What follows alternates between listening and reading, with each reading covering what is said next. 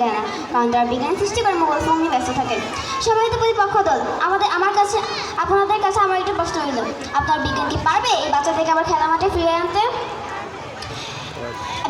বিজ্ঞানে আরেকটা আসক্তি হলো অনলাইন গেমস পাবজি, যেটা অনেক শিক্ষার্থীদের তাদের পড়াশোনার দিক থেকে মনোযোগ কেড়ে নিয়েছে। এছাড়া ভূগোল নামে এক ধরনের গেম, যেটি কিছু বছর আগে কেড়ে নিয়েছে অনেক তরুণীর প্রাণ। বিজ্ঞান কি পারবে তরুণীর প্রাণ ফিরিয়ে আনতে? এক পরিবেশ ধ্বংসের মূল কারণ বিজ্ঞান আমাদের দিয়েছে গাড়ি, কলকারখানা, প্লাস্টিক, কেমিক্যাল, এবং তার বিনিময়ে আমরা পেয়েছি দূষিত বাতাস, বিষাক্ত পানি,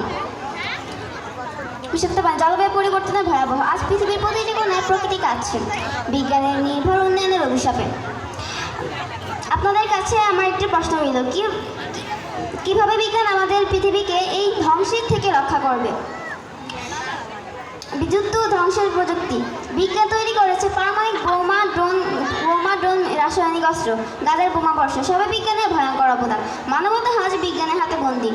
রোবট অটোমেশন, এআই কর্মসংস্থান। রোবট অটোমেশন, এআই মানুষকে চাকরি থেকে সরিয়ে দিচ্ছে, শ্রমিক এআই এমনকি শিক্ষক আজ প্রযুক্তির কাছে হেরে যাচ্ছে। সময়তে বিচারক মণ্ডলী, বিজ্ঞান যদি সত্যি আশীর্বাদ হতো তাহলে পৃথিবীতে কষ্টে ভুগত না। বিজ্ঞান আমাদের দিচ্ছে সুবিধা, কিন্তু সেই সুবিধার লুকিয়ে আছে ভয়ঙ্কর অভিশাপ। তাই আমি দৃঢ়ভাবে বলছি, বিজ্ঞান মানবজাতির জন্য আশীর্বাদের অভিশাপ। ধন্যবাদ বিচারক মণ্ডলী, ধন্যবাদ সবাইকে। আসসালামু আলাইকুম।